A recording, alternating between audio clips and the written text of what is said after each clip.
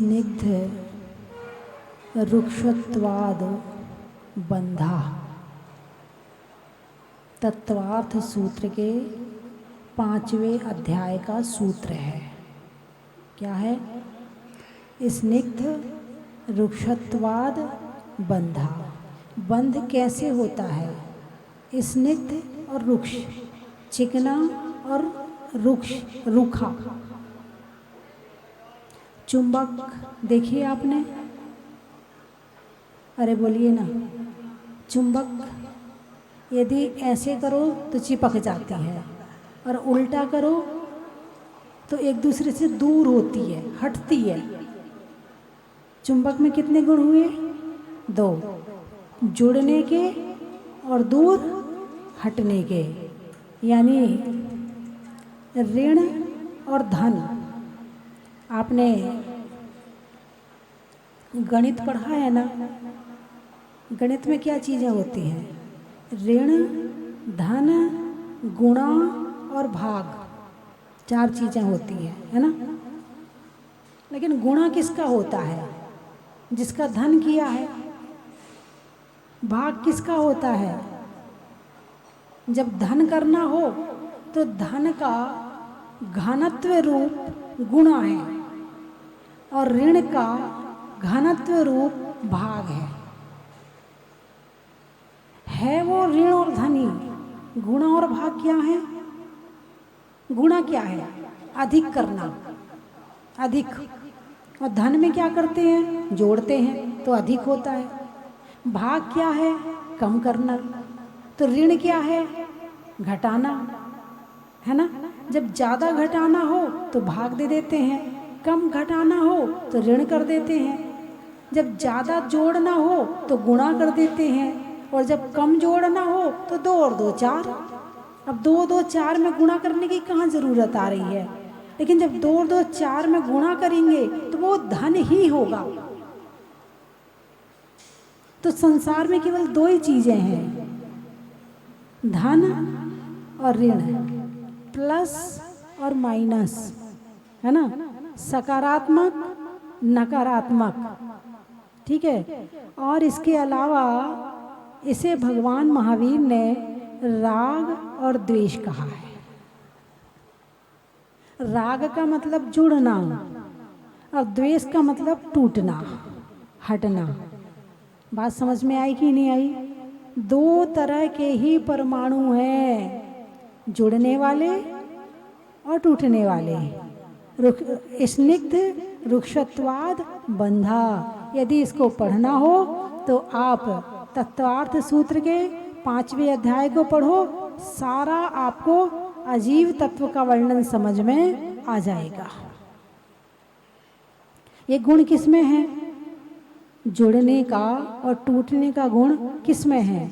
आत्मा में या पुद्गल में? टूटते तो आप हो, जुड़ते तो आप हो। जब किसी से प्रेम हुआ तो किसने किया? शरीर ने प्रेम किया या आत्मा ने किया? शरीर ने प्रेम किया।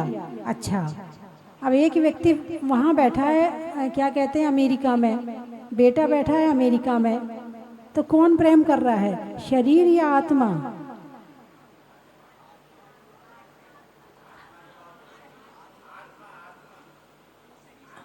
और ये गुण तो पुद्गल यानी शरीर का है, तो आत्मा कैसे कर सकती है ना? हमारी बहन जी कह रही शरीर ही करेगा, आत्मा नहीं करेगा। बिल्कुल, बहुत बढ़िया।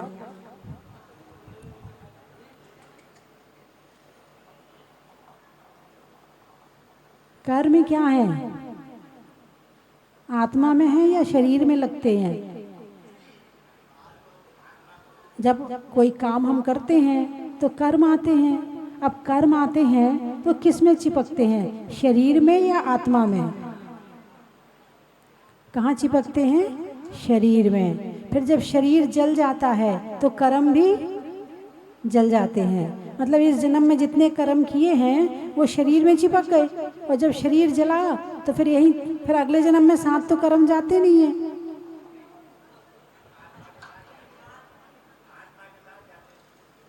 भाई चिपकेंगे शरीर में तो फिर आत्मा के साथ कैसे जाएंगे? वो तो शरीर के साथ यहीं चल जाएंगे। हाँ, ये समझने वाली चीज है ना। कर्म क्या है, आत्मा क्या है, पुद्गल क्या है, जीव क्या है, जब तक इसको नहीं समझेंगे तब तक तत्व का निर्णय होने वाला नहीं है, तब तक हमें हमारे अंदर निर्णय पावर आने वाला नहीं है। तो कर्म पुद्गल है और आत्मा जीव है, चेतन है। चेतन क्या है? जिसके अंदर जागृति है, जिसके अंदर भाव है, जो दुख सुख को महसूस करता है, उसका नाम है जीव। जो दुख सुख को महसूस नहीं करता है, जिसके अंदर जागृति नहीं है, उसको कहते हैं पुद्गल। चेतनता नहीं है जिसमें। ये जो माइक है ये क्या है? जीव है कि पुद्गल है? ये बोल रहा है कि नहीं बोल रहा है?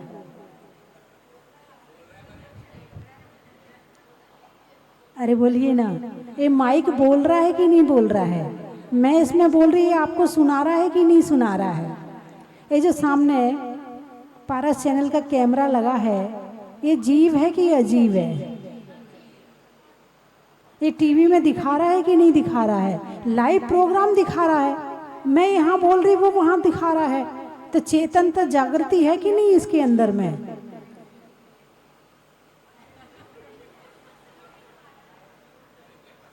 नहीं है माता जी?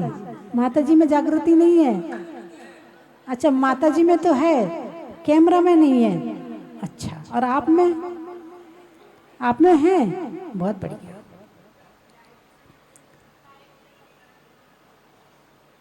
अब कैसे समझाऊं आपको?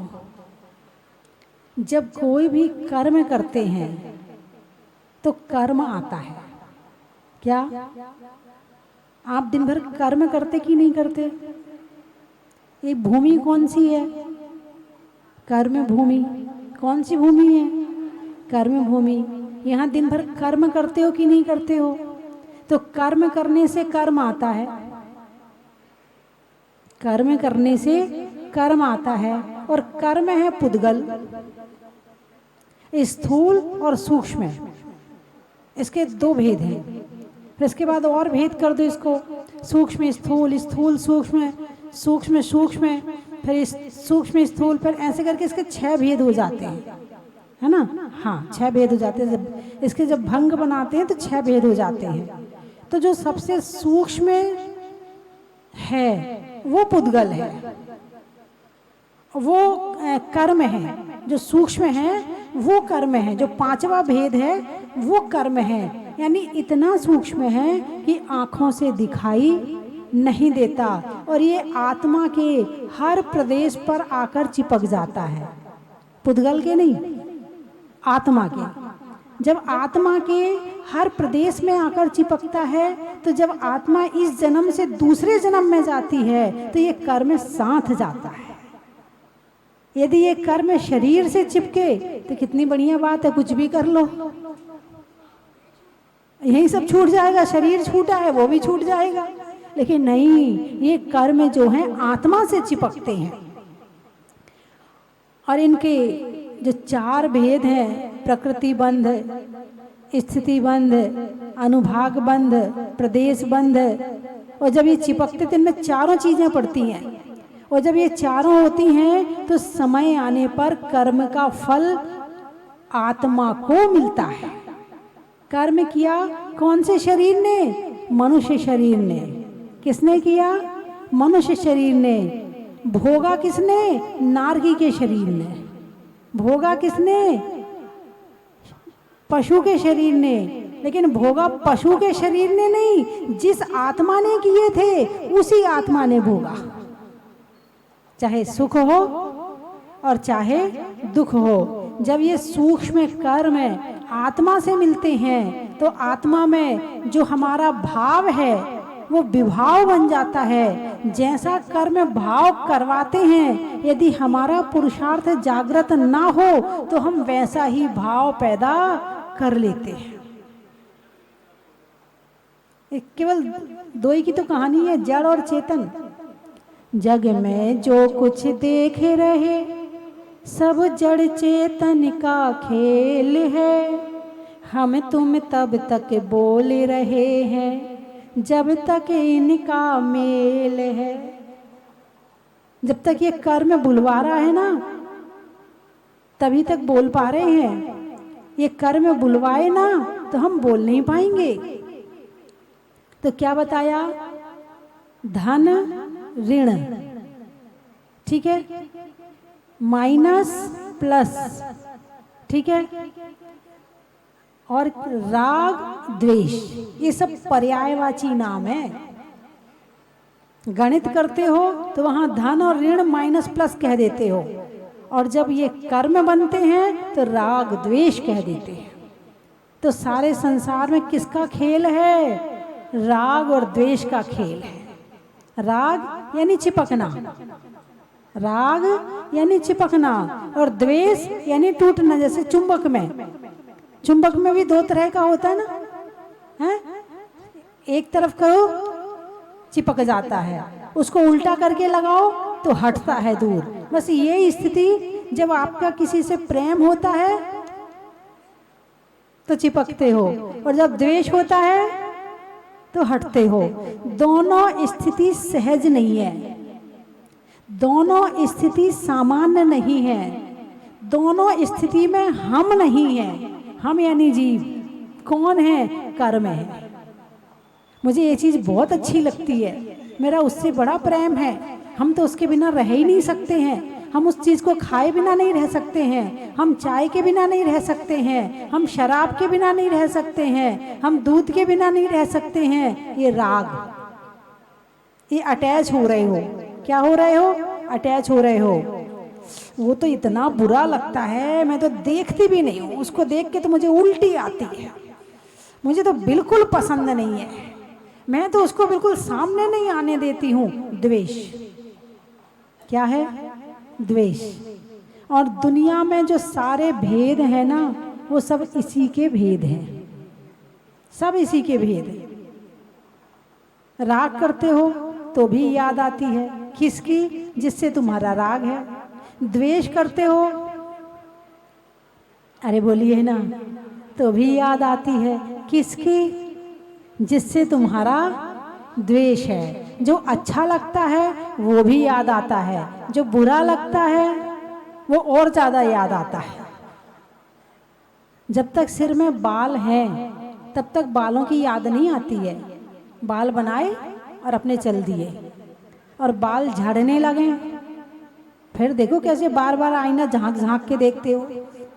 बार बार हाथ में बाल आते, इतने कम हो गए, ये तो पुच्छी निकल आई, ये तो बहुत कम हो गए, अब कौन सा तेल लें? अब ऐड देखोगे, हाँ लगता है यही वाला ठीक है। सर्च करोगे बाल झड़ने पे क्या करें। जब तक सिर पे बाल थे तब तक उतनी याद नहीं आई, और जब जाने लगे फिर याद आने लगे, और पूरे चले जाएं तो थोड़े दिन बाद फिर सेट हो जाते हो, फिर याद नहीं आती। अब तो है ही ऐसा, अब फिर उसे स्वीकार कर लेते हो। अरे बोलिए ना, जब झड़ते हैं तब बड़ी याद आती है, बार बार आईना देखा जाता है ना। राग चीज है, कम याद आती है, चीज ना रहे और ज्यादा याद आती है। द्वेष है, सामने है, दिन भर खटकता है, दिन भर खटकता है, सारे दिन चुभता है, ऐसे चुभता है जैसे सुई चुभ रही हो। जो चीज तुम्हें खाने में पसंद ना हो और वो तुम्हें परोस दी जाए, अरे बोलिए ना, कैसा लगता? लौकी के अलावा कुछ नहीं है घर में बनाने के लिए, बस लौकी लौकी बना के रख देते हो। ये भाजी खाएं, ये चारा खाएं क्या हम? अरे बोलिए ना, ये रोज रोज चारा खाएं क्या? घास खाएं क्या हम? ये वो गाय भैंसे के रोज रोज भाजी बना के रख देते हो। अरे बोलिए ना, हाँ या ना? तुम्हारी मन पसंद आ गई तो खुश, मन पसंद नहीं आई तो द्वेष। एक में राग, एक में द्वेष। सुबह से रात तक और रात से सुबह तक क्या करते हो? कितनी देर होती है कितना समय ऐसा होता है जिस समय में हम राग और द्वेष से रहित होते हैं? जरा सोच के बताओ। मंदिर में रहते हैं उसमें राग द्वेष नहीं होता है? कल से जरा आप खुद के मन को पकड़ना, होता है कि नहीं होता है? मंदिर में आप भगवान के दर्शन भी कर रहे हो ना, दिमाग घूमता रहता है, दिमाग विनती में भी नहीं रहता, दिमाग नमोकार मंत्र में भी नहीं रहता, मुंह में चलता है नमोकार मंत्र, मन में नहीं चलता है। जिस दिन मन में चलना शुरू हो जाए ना, उस दिन उसे कहेंगे अनुराग। राग का त्याग नहीं कहेंगे, उसे कहेंगे अनुराग। किससे? देव, शास्त्र, गुरु से। जब तुम्हें भगवान तुम्हारे मन में घूमने लगे, भगवान तुम्हारे सपने में आने लगे, तुम्हें साधु संतों का चेहरा दिन भर दिखने लगे, तो इसे कहेंगे अनुराग। अभी राग छूटा नहीं है, अभी परिवर्तित हुआ है, और ऐसी जगह परिवर्तित हुआ है जहां छूटने का रास्ता मिलता है। अभी छोड़ा नहीं है। हिम्मत सोचने ये बहुत सहज है। एक वो जो कढ़ाई होती है, कढ़ाई है ना, हलवाई भट्टी पे चढ़ाते हैं कढ़ाई, है ना, और उसमें तेल भरा और उसमें नीचे से भट्टी लगा दी, ठीक है। अब वो अपना सामान बना रहे हैं, थोड़ा थोड़ा तेल बाहर निकल रहा है, नीचे से धुआं लग रहा है, और वो नीचे धुआं जमता जा रहा है। अब 1 दिन जमा, 2 दिन जमा, 3 दिन जमा, 10 दिन, साल भर, 2 साल, 4 साल, 10 साल, 50 साल, उसने एक दिन भी नीचे से साफ नहीं करी, बस अंदर से साफ कर लेता है और काम शुरू कर देता है। और नीचे काय को मेहनत करे? अरे मोटी तो हो रही, कौन सी पतली हो रही है, धुआं ही तो जम रहा है, मजबूत हो रही है, कोई बात नहीं, वो अंदर से साफ कर लेता है, बाहर से साफ नहीं करता है। अब उस कढ़ाई को यदि बाहर से साफ करना हो तो किन किन चीजों की जरूरत पड़ेगी, और वो कढ़ाई कितने समय में साफ होगी? 50 साल की कढ़ाई, इतनी मोटी परत, अब साफ करो, कैसे साफ करोगे? मुश्किल है, बड़ा मुश्किल है। और ये राग और द्वेष जो है ना, वो हमारा आज का नहीं है, अनंत काल का है। ये एक दिन में छूटने वाला नहीं है, इसकी बहुत साधना चाहिए। हम इधर समय सार पढ़ते हैं, इधर मन भाग जाता है, हम इधर वीतरागता की चर्चा करते हैं, इधर मन भाग जाता है। ये एक दिन की बात नहीं है। भरत चक्रवर्ती 16 भव से वीतरागी मुनि बनते आ रहे थे, तब कहीं जाके उन्हें 16वें भाव में मोक्ष हुआ था। और कैसे मुनि? जो जंगल में रहते हैं, जंगल में साधना करते हैं, और ऐसे मुनि कि गर्दन भी, ध्यान सामायिक करते हुए यदि कोई गर्दन भी काट दे तो उन्हें पता ना चले। ऐसे वीतरागी मुनि 16 भव तक बने थे, और यहाँ तो अभी डूबे पड़े हैं। अरे बोलिए ना, हैं? एक क्षण को भी याद नहीं आता कि हम राग कर रहे हैं, एक क्षण को भी ये याद नहीं आता कि ये राग छोड़ने योग्य है, ये द्वेष छोड़ने योग्य। एक क्षण को भी, क्षण क्षण जानते हो हैं? हमने एक हाथ यहाँ से यहाँ किया, इसमें कितना समय हो गया? इसमें असंख्यात समय हो गया।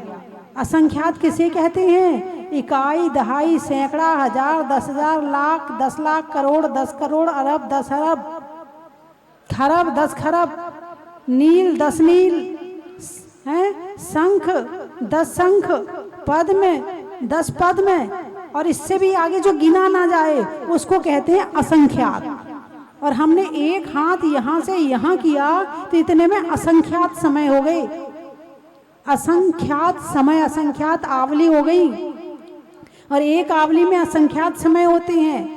अब वो इतने टुकड़े कर दिए समय के, उनमें से जो सबसे छोटा टुकड़ा समय है, इतने समय के लिए भी हमें ये याद नहीं आता कि हम राग कर रहे हैं, ये छोड़ने योग्य है, हम द्वेष कर रहे हैं, ये छोड़ने योग्य है।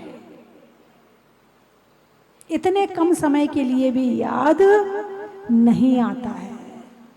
इसके लिए अनवरत साधना चाहिए, इसके लिए 3 टाइम की सामायिक चाहिए, इसके लिए 3 बार का स्वाध्याय चाहिए, और उस स्वाध्याय सामायिक के बाद जो समय बचता है उसमें धर्म चर्चा चाहिए बचे हुए समय में। तब कहीं जाके तो याद आएगा। अभी छोड़ना, अभी छोड़ने की बात नहीं है, और जब याद आएगा तब छोड़ने के भाव पैदा होंगे, भाव पैदा होंगे। अभी छूटा नहीं है। मैंने एक बार बताया था, एक बार एक बहन जी आई और मेरे से समय सार की चर्चा कर रही। समय सार में इस गाथा में ये लिखा, इस गाथा में ये लिखा, इस गाथा में ये लिखा। चतुर्मास का समय था, रक्षाबंधन का समय था, उनकी बेटी बाहर से ससुराल से आई हुई थी। अब वो सामने दरवाज़ा है, मैं ऐसे बैठी हूँ, वो ऐसे बैठी हैं, और एकदम दरवाजे पे उनकी नज़र गई। समय सार की चर्चा कर रही हैं, और जैसे ही नज़र बेटी पे गई, माता जी मेरी बेटी अभी आई है। यानी हमें छत पर जाना हो तो एक एक सीढ़ियाँ चढ़नी पड़ती है, और जब वापस आना हो तो सीधे कूद जाते हैं। धर्म करने में एक एक पल मेहनत करते हैं, और जब हम वापस विभाव में आते हैं, संसार में आते हैं, तो एक साथ कूद जाती। इतनी स्पीड है हमारी वापस आने की। तो राग और द्वेष, रति और अरति, क्या कहा है नौकशाई में? रति और अरति, राग और द्वेष। संसार का कारण क्या है? यही तो है भाई, जो चाहो वही मिलेगा। ये मोटिवेशनल स्पीकर क्या कहते हैं? आप अंदर के भावों से जिस चीज को चाहोगे वो चीज आपकी तरफ आनी, खिंचनी शुरू हो जाएगी। ऐसे कहते हैं ना, आपकी तरफ खिंचनी शुरू हो जाएगी, और एक दिन वो आ जाएगा कि जो चीज आप चाहते हो वो आपको मिल जाएगी। बिल्कुल सही कहते हैं, वो बिल्कुल गलत नहीं कहते। जो चाहोगे वही मिलेगा, लेकिन पुण्य भी साथ में होना चाहिए। चाही हुई वस्तु तब मिलती है जब पुण्य साथ में होता है। दुकान से वस्तु तब मिलती है जब पैसा होता है, और चाही हुई वस्तु तब मिलती है जब पुण्य होता है। बिना पुण्य के, पैसे के संसार की वस्तु भी मिलने वाली नहीं है। जो चाहोगे, अब क्या चाहते हो तुम?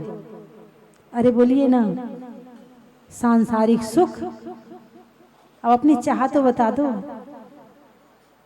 नहीं बताओगे? बोले माता जी इतना सुनने के बाद तो ऐसा लग रहा है कि सब छोड़ दें और जंगल में जाके बैठ जाएं।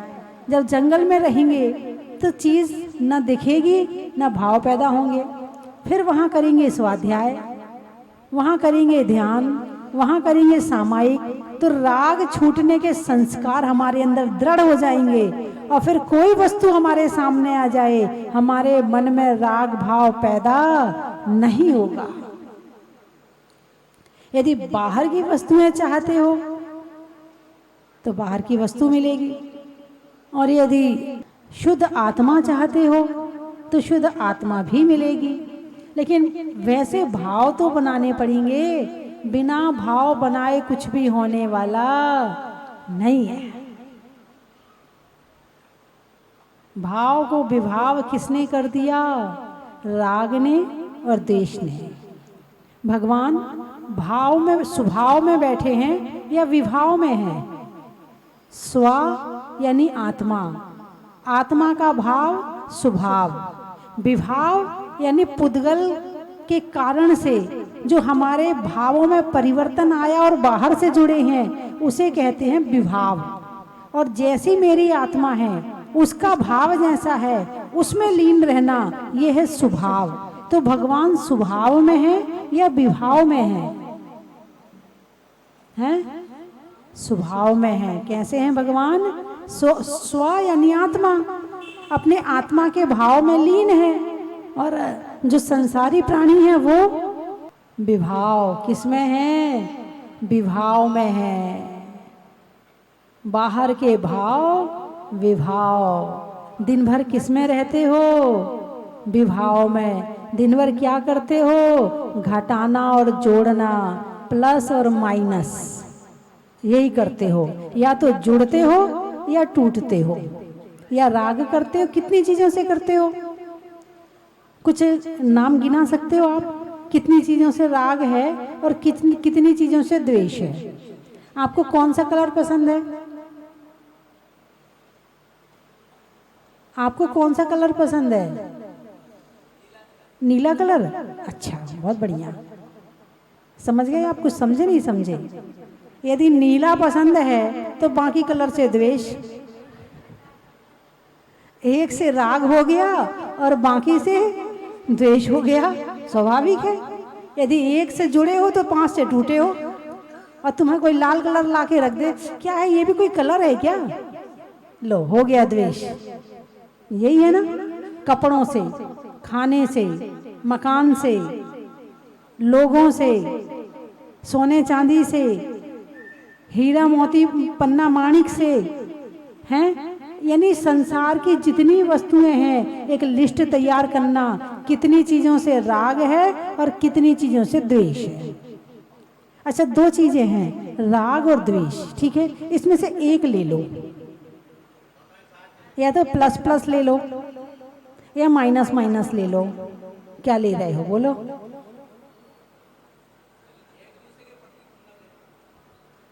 जहां राग है वहां द्वेष है, जहां द्वेष है वहां राग है। राग के बिना द्वेष नहीं। ये जोड़ा है, ये जोड़ा है। एक को बुलाओगे, दूसरा अपने आप पीछे चला आएगा। ये एक दूसरे के बिना नहीं रहते हैं। जैसे ऊपर नीचे, आगे पीछे, दाएं बाएं, उत्तर दक्षिण, पूरब पश्चिम, है ना? ऐसे ही ये जोड़ा है, राग और द्वेष। धूप और छाया, धूप है तो छाया है, और धूप नहीं है तो फिर छाया ही छाया है। धूप कहाँ से, फिर वो छाया कहाँ बनेगी? फिर उसको छाया थोड़ी कहेंगे, उसको कहेंगे अंधेरा। फिर वो छाया नहीं बनेगी। छाया किसको कहेंगे? जहाँ धूप है, फिर कोई चीज बीच में आई, फिर जो वहां पड़ी उसको कहते हैं छाया। और धूप नहीं होगी तो उसको छाया नहीं कहते हैं, उसको कहते हैं अंधेरा। चलिए, समय हो गया है। मैं 3 चीजें बोलूंगी, आपको कहना बड़ा ही महत्व है। लेने में दीक्षा का, छोड़ने में इच्छा का, और नहीं करने में अपेक्षा का। जानवरों में घोड़ा का, गाँव में तोड़ा का, पाँव में पहनते हैं तोड़ा, गाँव में तोड़ा का, और सुख दुख के जोड़ा का। खिड़की में बंद का, नहीं होने में द्वंद का, और संसार के सुख दुख छोड़कर आत्मा में आने वाले आनंद का। धरती में गज का, मिट्टी में रज का, और रहने में सहज का। तो अब आज आपको कुछ समझ में आ गया? अरे बोलिए ना, समझ में तो आया है अभी, लेकिन दिमाग तक है, आत्मा तक नहीं पहुंचा है। ये आत्मा में पहुंच जाए तो समझना धर्म की शुरुआत हो गई है। समझ में आ गया, ये भी बहुत बड़े पुण्य का उदय है, बहुत बड़े पुण्य का उदय। समझ में आ गया, अब इसके आगे बढ़ना है ना? बोलिए 24वें भगवान की। अतिशय क्षेत्र केशवराय पाटन, जो कि राजस्थान प्रांत के हाड़ौती क्षेत्र में स्थित है और लगभग 2500 वर्ष प्राचीन भगवान मुनीश्वरनाथ नाथ जी की जिन प्रतिमा विराजमान है, ऐसे अतिशयकारी प्राचीन जिन मंदिर का क्षेत्र का निर्माण पूज्य माता जी के शुभाशीष से हो रहा है। बंधुओं, आप सभी भी इस जीर्णोद्धार के कार्य में जुड़ करके पुण्य कमाने का सौभाग्य प्राप्त कर सकते हैं।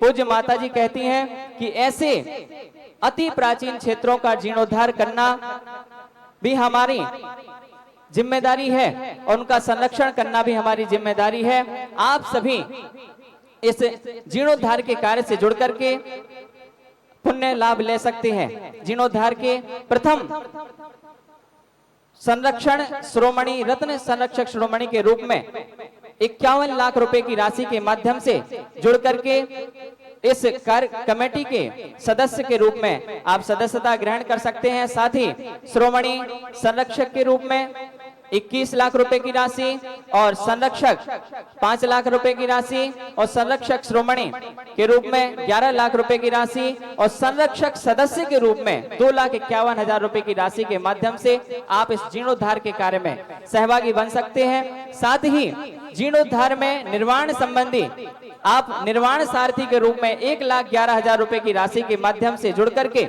साथ ही 51,000 रुपए की राशि देकर के निर्माण मित्र बन करके और 31,000 रुपए की राशि में निर्माण सहयोगी बन करके शिलापट पर अपना नाम अंकित करा सकते हैं। 12 जुलाई को पूज्य माताजी के सानिध्य में इस प्राचीन तीर्थ क्षेत्र का शिलान्यास होने जा रहा है। मैं आप सभी को तीर्थ क्षेत्र कार्यकारिणी कमेटी की ओर से इस क्षेत्र के लिए आमंत्रित करता हूं कि आए और इस ऐतिहासिक शिलान्यास में सम्मिलित होकर के एक शिला अपने परिवार के नाम से अपने बच्चों के नाम से स्थापित करके उस शिलान्यास के ऐतिहासिक पल के साक्षी बने। मात्र हीरक शिला के लिए 51,000 रुपए की राशि निर्धारित की गई है। साथ ही रत्न शिला 31,000 रुपए की राशि के माध्यम से, स्वर्ण शिला 21,000 रुपए की राशि के माध्यम से, रजत शिला 11,000 रुपए की राशि के माध्यम से, ताम्र शिला 5100 रुपए की राशि के माध्यम से और सामान्य शिला 2100 रुपए की राशि के माध्यम से स्थापित करके आप जन्म जन्मों के लिए पुण्य का संचय करने का सौभाग्य प्राप्त कर सकते हैं। मैं आप सभी को आमंत्रित करता हूं कि अपने परिवार की ओर से अपने बच्चों के नाम से एक शिला उस ऐसे ऐतिहासिक मंदिर में, ऐतिहासिक क्षेत्र में जो सदियों सदियों तक चलने वाला है। अभी तक यह क्षेत्र पूज्य माताजी बताती हैं कि इसका इतिहास मात्र 2,500 वर्ष नहीं है, इसका इतिहास 4100 वर्ष प्राचीन है, जो 41 वर्षों से स्थापित है। ऐसे क्षेत्र का जीर्णोद्धार हो रहा है जो सदियों के लिए चलेगा। तो ऐसे क्षेत्र में आप अपने चंचला लक्ष्मी का सदुपयोग करते हुए अपने लक्ष्मी का सदुपयोग करें और एक शिला उसमें अपने परिवार के नाम से स्थापित करें और भवों भवों के लिए पुण्य कमाने का सौभाग्य प्राप्त करें और ये पुण्य हमें सिद्ध शिला तक ले जाएगा। ऐसे इस पुण्यशाली कार्य में सहभागी बनने का सौभाग्य प्राप्त करें। जो हमें स्वीकृति प्राप्त हुई है, मैं उनके नाम बताना भूल गया, मैं एक बार उनका भी उद्घोषणा कर दूं। परम संरक्षक रत्न श्रोमणी के रूप में हमें किशोराय पाटन के समाज श्रेष्ठी श्रीमान नरेंद्र कुमार जी गंगवाल, संजय जी गंगवाल के परिवार वालों ने 51 लाख रुपए की राशि की स्वीकृति प्रदान की है। बहुत बहुत अनुमोदना। और श्रीमती आशा जी, जितेंद्र जी, अरुण जी, रवि जी शाह परिवार किशोराय पाटन ने 21 लाख रुपए की घोषणा की थी, उनकी भी बहुत बहुत अनुमोदना। साथ ही सालेश जी कोटा वाले, उनकी ओर से 11 लाख रुपए की घोषणा हुई, उनकी भी बहुत अनुमोदना। और हमारे क्षेत्र के अध्यक्ष श्रीमान गुलाब चंद जी की ओर से 5 लाख रुपए, विनोद कुमार जी टोडी परिवार कोटा वालों की ओर से 5 लाख रुपए, डॉक्टर राजेश जी जैन तलवंडी कोटा वालों की ओर से 5 लाख रुपए, टीकम चंद जी उत्तम चंद जी वाष्टा वाले कोटा वालों की ओर से 5 लाख रुपए, रमेश चंद जी महेंद्र चंद जी कोटा वालों की ओर से 5 लाख रुपए, भूपेंद्र जी कोटा वालों की ओर से 5 लाख रुपए, श्रीमान रमेश चंद जी बॉम्बे वाले 5 लाख रुपए और श्रीमान रमेश चंद जी ठोलिया परिवार जयपुर वालों की ओर से 5 लाख रुपए की घोषणा हुई है। और ये सभी हमारे बाकी इसके बाद घोषणा कल करेंगे। ये सभी हमारे जो हैं आजीवन कमेटी में सदस्य रहेंगे। इनके बहुत बहुत अनुमोदना। सभी को ऐसा महसूस होना चाहिए कि क्षेत्र हमारा है, हमने भी इसमें पुण्य कमाने का सौभाग्य प्राप्त किया था। टीवी के माध्यम से हमारे चैनल पर, टीवी स्क्रीन पर नंबर चल रहे हैं, उनके माध्यम से आप हमें फोन करके अपनी स्वीकृति प्रदान कर सकते हैं और इस पुण्य कार्य में सहभागी बनने का सौभाग्य प्राप्त कर सकते हैं। बंदा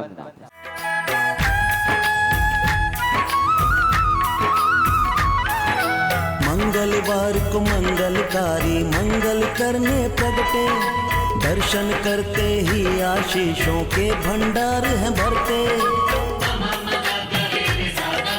मंगलवार को मंगलकारी मंगल करने प्रगटे, दर्शन कर चन की थाल को सजाओ रे आज, रत्नों की थाल को भर लाओ रे आज। आओ आओ करे रे गुणगान, आरती भगवन की। आओ आओ करें गुणगान आरती भगवन की। आओ आओ करे रे गुणगान आरती भगवन की।